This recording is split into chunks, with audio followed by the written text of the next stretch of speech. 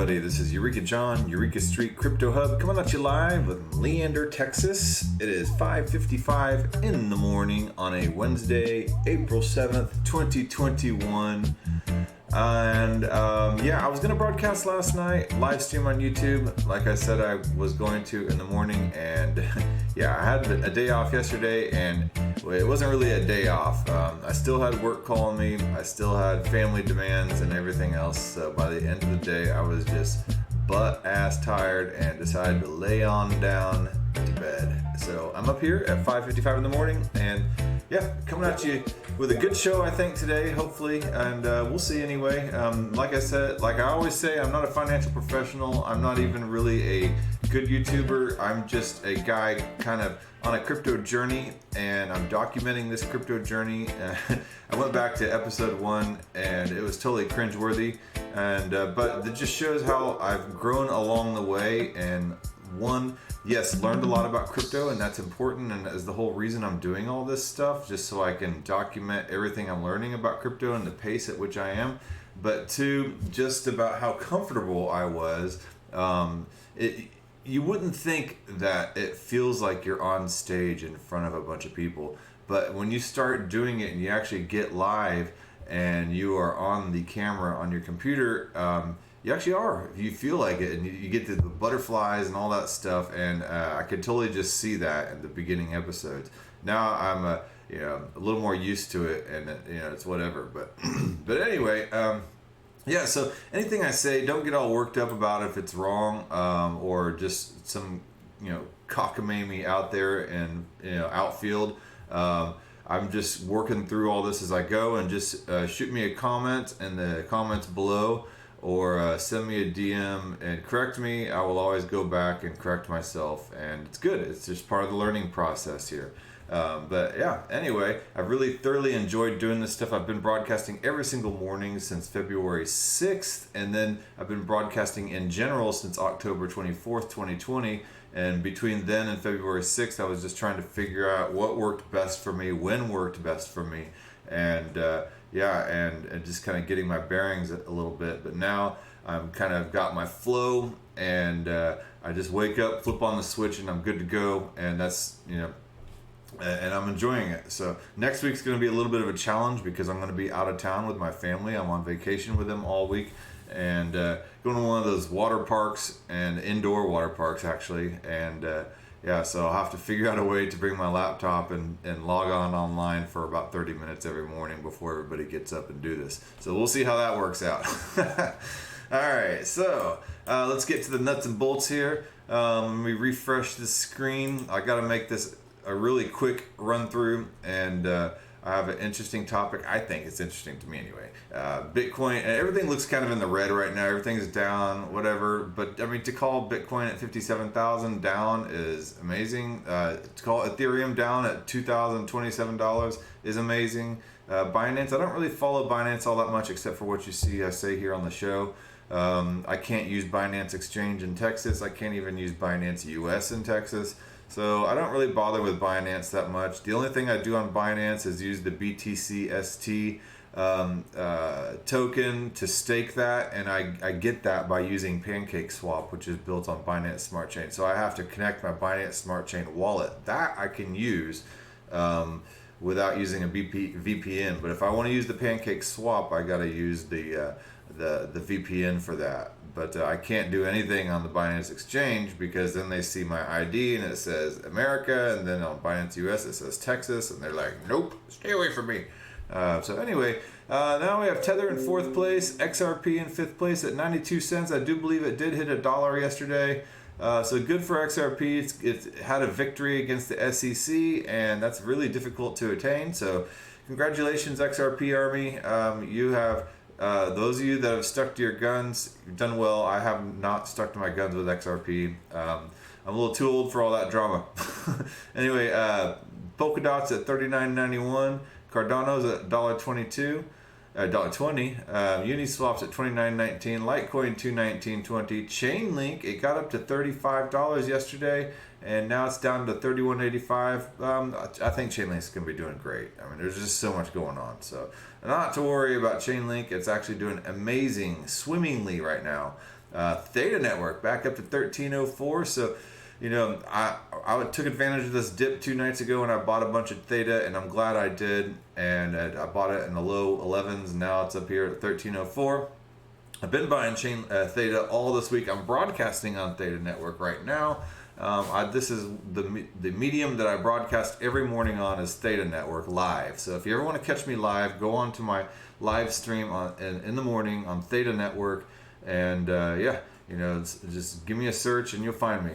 I'll link the link in the description too. All right. So anyway, yes, I'm never shilling any one particular project. I'm not being paid by anybody. I'm doing all this free out of my own time, out of my own pocket, and everything like that. I just love doing this and love discovering all this new technology and products and stuff like that. I ain't being paid. So, you can pay me and you can donate if you want. There are some donation links in the description in YouTube. So you can send me some crypto or whatever. And I do have a Patreon, but I'm not being paid by any projects to talk about it or products to try to shill anybody's products. So, right now I'm a free entity. If anybody ever does want to sponsor me and I like your product, I'm sure I probably will be happy to talk about it and whatever in exchange for some money, but that hasn't happened yet. And whatever. So 2 of the projects I wanted to talk about today are Zilliqa and Elrond. All right, so I will just jump straight to it now.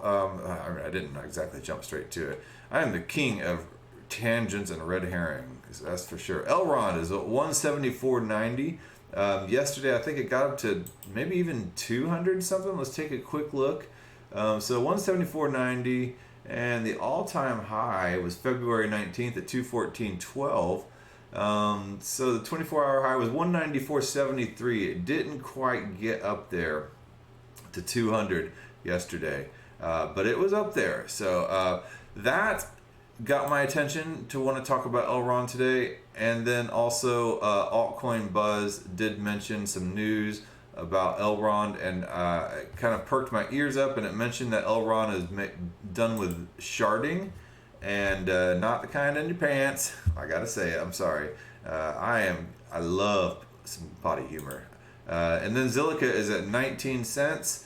So the highest Zilliqa has gotten is 23 cents in 2018, and then it got to near that within this week at 22 cents. So Zilliqa is headed right there. They are both, in my opinion, great projects, but they're both built on very, very similar technology. Sharding, not sharting, but sharding, as in shards, like the crystal shard.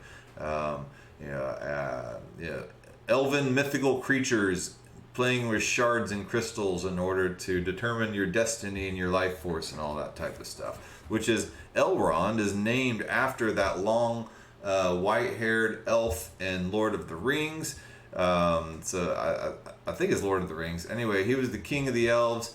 And so that's what Elrond is named after. Zilliqa is just kind of a random word that Amrit Kumar, the CEO, made up, and that's kind of rhymes with silica, silicone, computers and all that stuff. So anyway, that's a little etymology on the not etymology, whatever. Yeah, on the history of the words, the naming for both of those projects.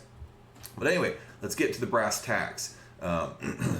So, I did find some really good resources on Zilliqa and Elrond comparison. There weren't a bunch, but what I did find was pretty good. This guy here, Zilliqa or Elrond, which network is faster? Sharding technology could be the future of blockchain. First of all, I think it's important just to know which cryptos kind of are similar and which ones compete against each other, which ones, and which ones kind of follow along the same vein technology-wise. And Elrond and Zilliqa are 2 of those that are competing against each other. So this guy here explains it really well. His name is Crypto Explained, so I hope he does. But it's a short, quick 10-minute video, 11 minute and 22 minutes. A lot better than I do, that I tend to ramble on. But hey, we each have our own different personalities, and that's okay. He as per this video, he was not invested in Elrond at the time, but I think shortly after he became invested in it. I don't know. But here's a quick little something. The big thing with both of these that, like I said, you definitely have to keep an eye on and definitely have to focus on is the sharding technology. So I highly recommend looking it up after you watch this video to get a little bit more in-depth explanation. This is something that could really revolutionize cryptocurrency in general, because if it makes it easier for these projects to scale, that is one of the biggest things they're all looking for. And Bitcoin, I think, will be able to achieve it with help from outside sources, and if the Lightning Network works out. Ethereum's trying this 2.0 update within the network, so I think that they're going to be able to jump this hurdle, but it's definitely a hurdle. And I don't think that anyone within either of those communities would disagree with you, that that's definitely a hurdle that has to be addressed. So these two projects are addressing it. As far as which one I prefer, I think I would lean a little more towards Zilliqa, because I think it has more upward potential. Even though Elrond might be a little more proven because it's been around a little longer. But Zilliqa just sounds like, they've really got the system down of what they're trying to do. And it could be very fast. But these are both fast. These are both way faster than most cryptocurrency networks. So that is important to keep in mind. Okay, so, he said that Elrond has been around a little longer. Honestly, I knew about Zilliqa well before I knew about Elrond.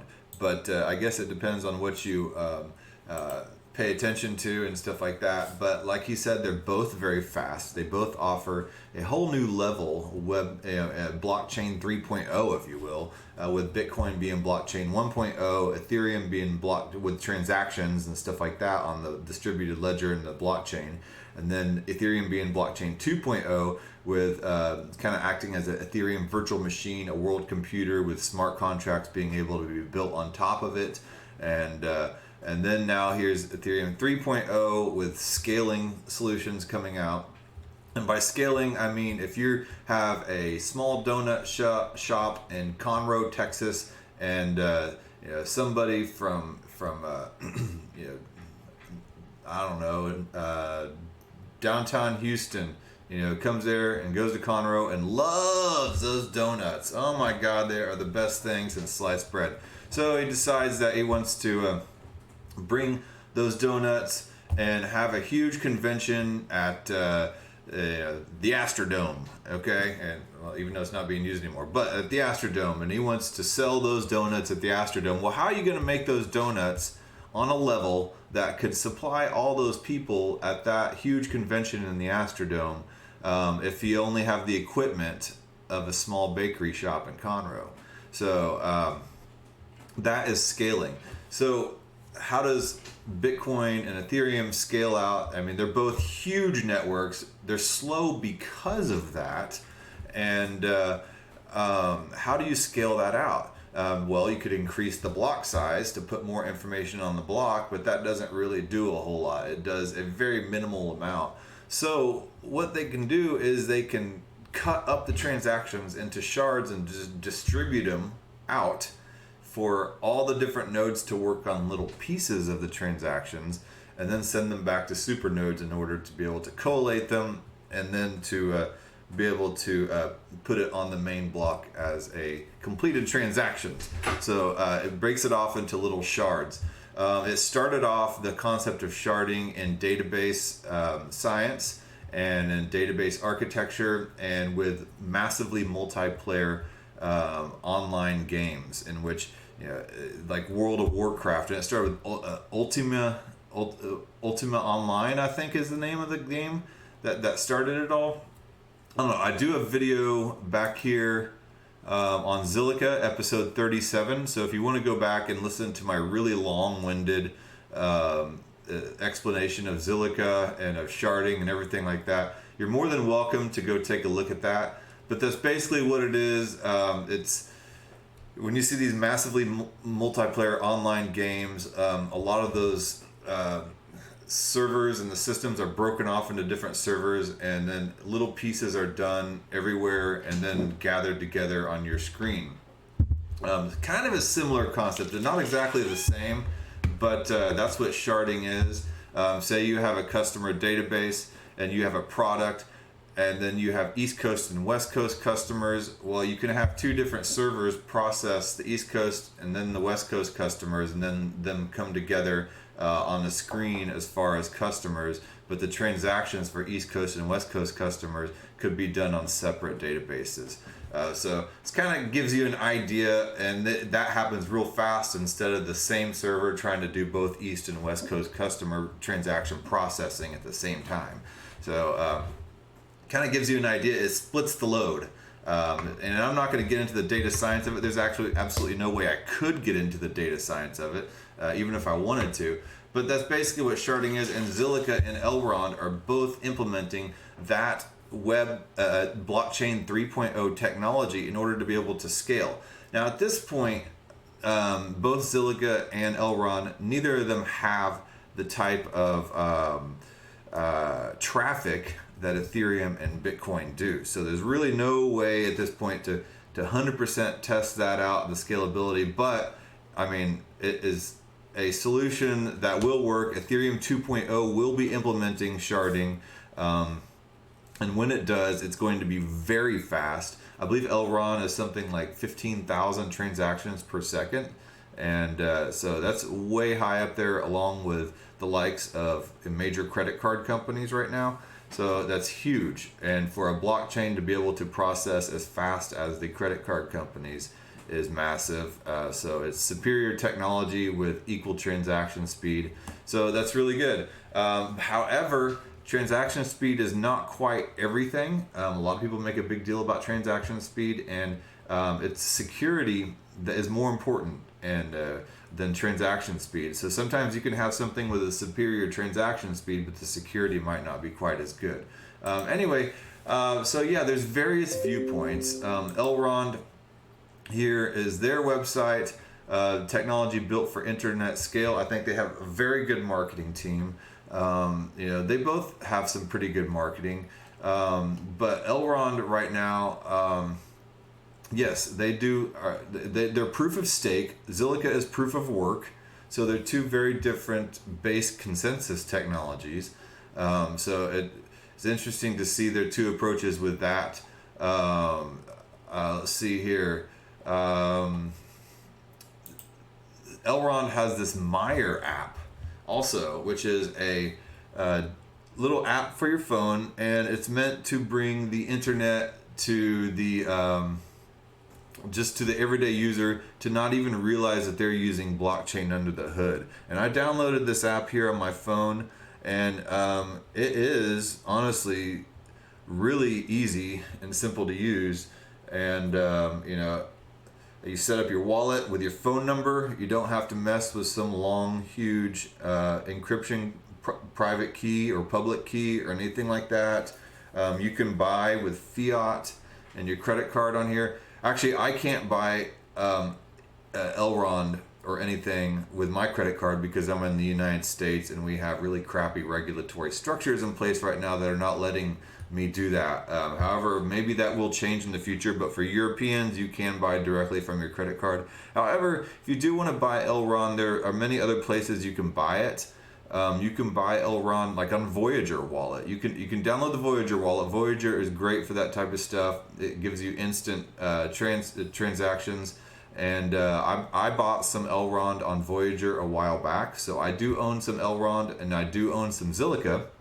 I have more Zilliqa than I do Elrond just because I've been known about Zilliqa longer, so I've been investing in Zilliqa longer, but I do have some Elrond that I've bought on Voyager app. I could easily transfer it over to this wallet right here, and I haven't, but I could, and then it imports your contacts, and you can quickly send any money really quickly to any of your contacts in here.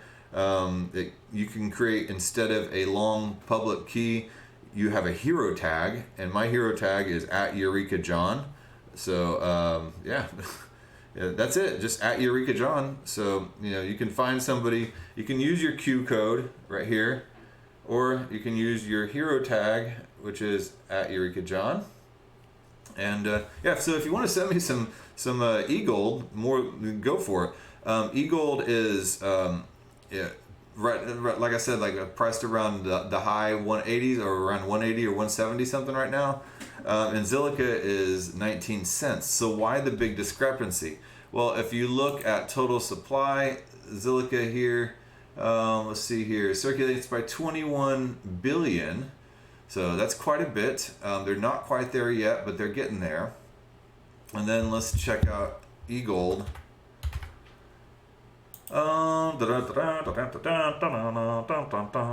Okay, and eGold circulating supply is going to be close to 21 million at 20,397,843. So there's a huge discrepancy, a big difference between the supply of Zilliqa and the supply of eGold, Elrond Gold. So basically, the high price of Elrond equates out to the price of Zilliqa once you do the math, and they're really not that much different in value. There's just more Zilliqa. So keep that in mind when comparing the two. Just because something is expensive doesn't mean it's necessarily better. They both are good in my eyes. But yeah, so there's a lot of varying opinions though. They both use that sharding technology. They're both fast. Elrond has this Meyer app, which I think is a huge plus for it.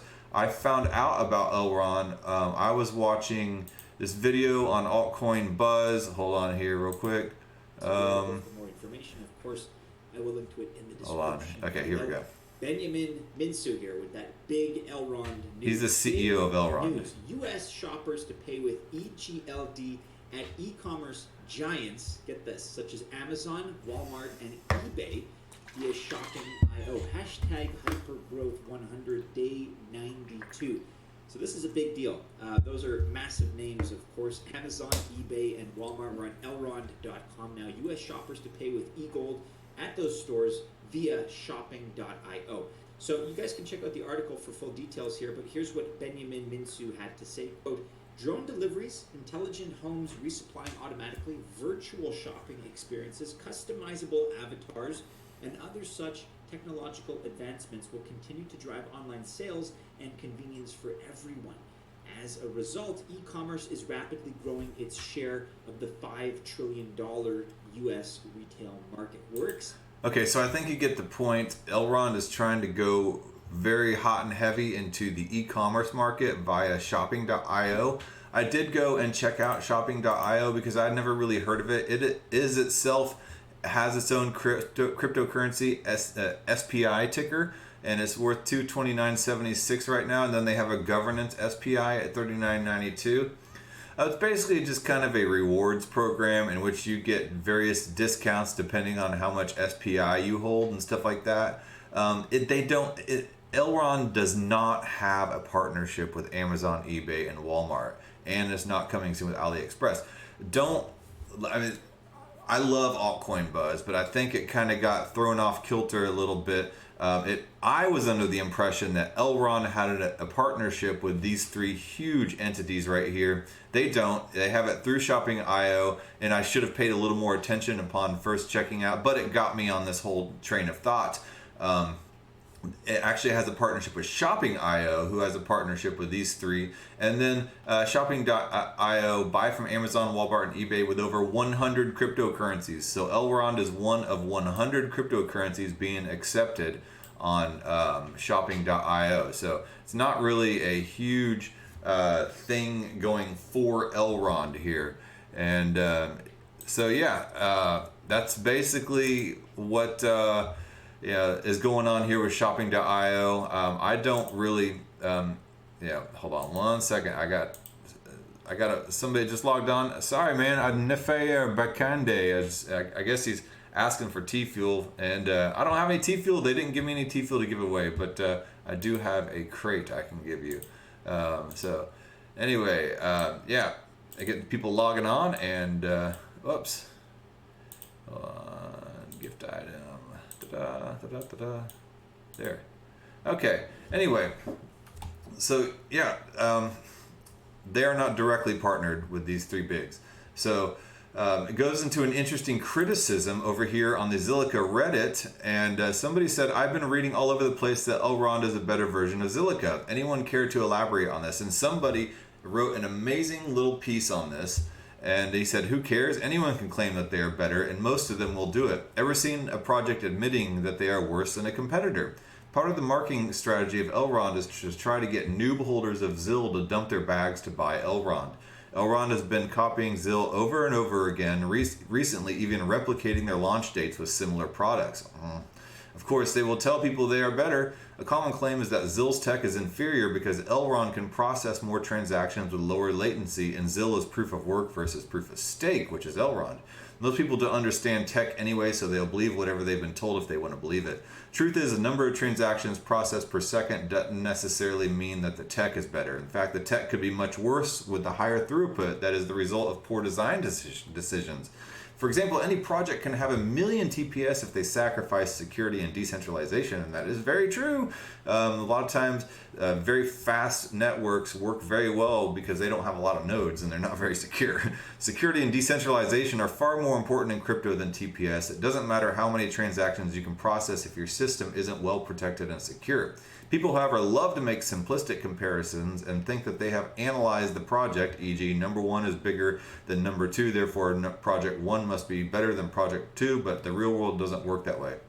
Zilliqa doesn't sacrifice security while scaling in an almost linear way. Their tech is based on peer review research from reputable universities, not just claims that are made online. Oh, wow. Personally, I would also look at how trustworthy a project is, not just what claims they make, and looking at some of the behavior of Elrond, I can't say I trust them enough to hold the coin for the long term. I've also looked at some of the Elrond partnership claims and found that some of them seem to be partnerships that are created for the sole purpose of making the project seem better. Partnership spam is also something that IOTA did, and this also makes me not want to invest in a project. Red flag for me. Zill creates partnerships to develop something that is really useful, not to associate themselves with a brand to boost their own. So don't believe everything a project says, and do your own investigations and be very skeptical. You should ask yourself why Elrond needs to convince people that they are superior to Zilliqa to get them to buy their token. A project should have value because of what they have done, not because they have bashed another project while copying them at the same time. There's a lot of BS in crypto, and I would recommend you to never turn your BS detector off. That being said, BS can also make money in crypto and can pump, but I prefer to buy into high quality, legit projects in the long term. This guy is said it like it is. He's very blunt and to the point, and I appreciate whoever this Connect Hotel 3170 is. Good for you for writing this piece. He wrote a very skeptical piece on Elrond, sometimes scathing. I don't think Elrond is as bad as he says it is, or she, but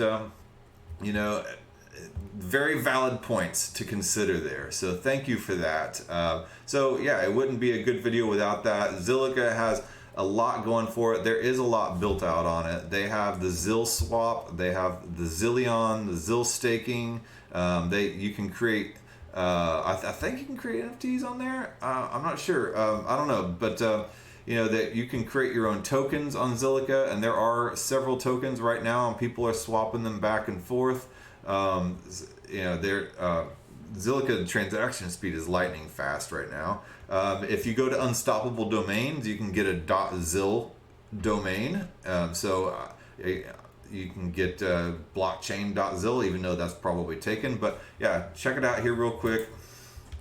UnsstoppableDomains.com. I think I hit caps lock somewhere in there. Okay, so yeah. So let's find skateboarding. It's probably taken, but might as well.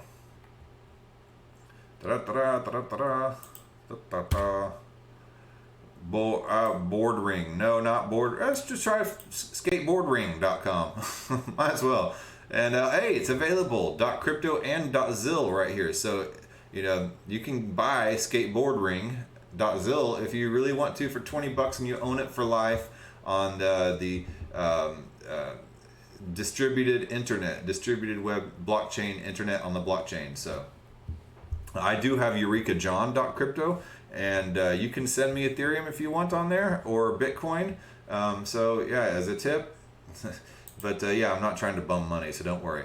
But anyway, back here, here's Elrond, Elrond, and you can buy the e-gold pretty easily with MoonPay and Ramp. So it does allow everybody. I can even use MoonPay being in Texas. I don't know about Ramp. I've never used it, but and also here, Decrypt does a really good explanation of sharding here. What is sharding? At present, all nodes of Ethereum work together. Sharding wants to break them up into tiny groups called shards. Inside these shards, nodes will contain and verify the transaction history of the shard that's inside. That means that instead of the whole network being required to verify transactions, you can create an infinite number of shards to process transactions on a smaller scale. That allows the whole network to potentially scale limitlessly. And the interesting thing is with sharding is the larger the network gets, the faster it gets instead of slower like Ethereum and Bitcoin, because you have more processing power working on at the same time. So interesting concept to think about. They're really here talking about Ethereum 2.0 and its implementation of sharding that's going to happen.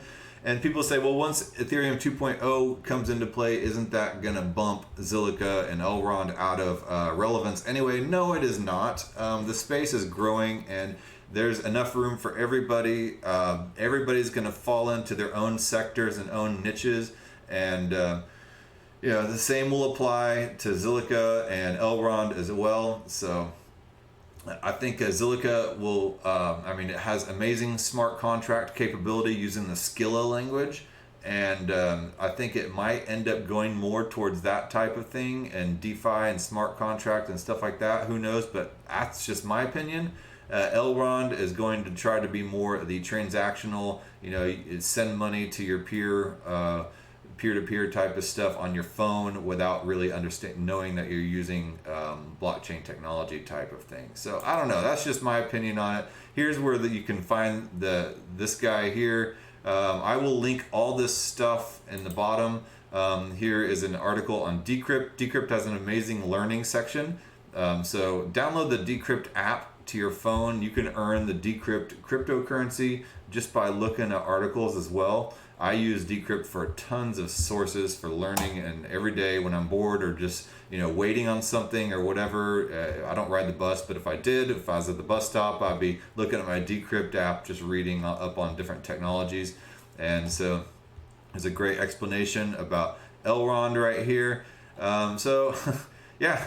As a core concept, it's not unique to Elrond. Zilliqa is another sharded blockchain with similar aims, while Ethereum 2.0 will also be implementing sharding techniques. What Elrond does a bit differently is to implement 3 different kinds of sharding: state, transactions, and network, and use parallel processing to speed up transaction times to handle more at once.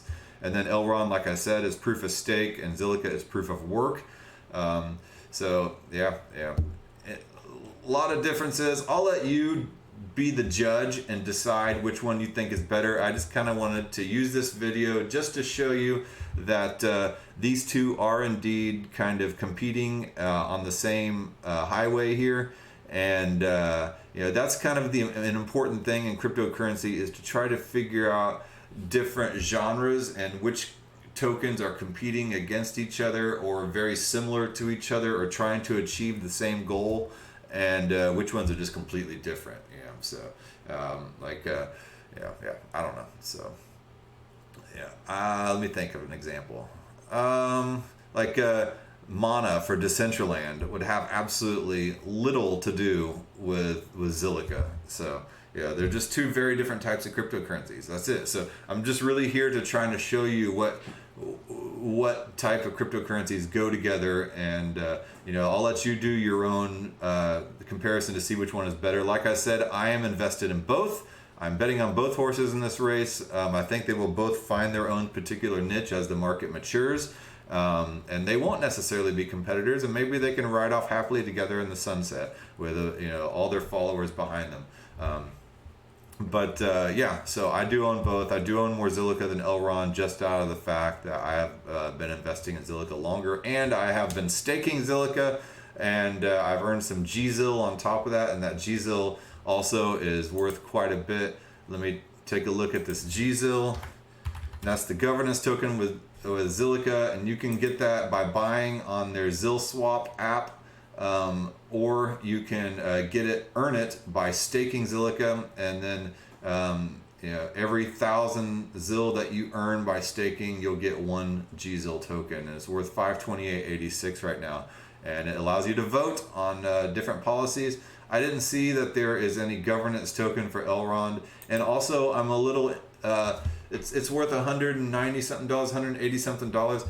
A lot of people don't like to pay in fractional decimal amounts, so are they going to break this token eagled up into anything, or is it just going to be, I would like to pay 0.5 eagled for this pair of shoes? So they might want to think about that. I don't know, it's just a thought from my perspective. So people don't like to pay in fractions, they like to pay in whole amounts, which is kind of a reason newbies see the price of Bitcoin and be like, oh, I can never afford that, but in reality they can buy 0.001 Bitcoin or 0.0001 Bitcoin, but people don't want to do that. So yeah, anyway, that's just my thoughts. So I will leave you guys with this food for thought. Let me know in the comments what you think, and I will try to link all this stuff in here. If I missed anything, well, I'm only on a certain amount of time here, so I tried to cram as much as I could in here as possible, but I'm sure I've missed tons of stuff and misrepresented some things and everything like that. But take it for what you can. Take what I've given you here and do your own research. Always do your own research. Don't trust me for sure. And and click the thumbs up if you liked this video. It does help me. So not trying to bum money, but I will bum thumbs up for sure. All right, I will talk to you guys tomorrow. All right, and okay, here we go. All right. I'm gonna stop this stream.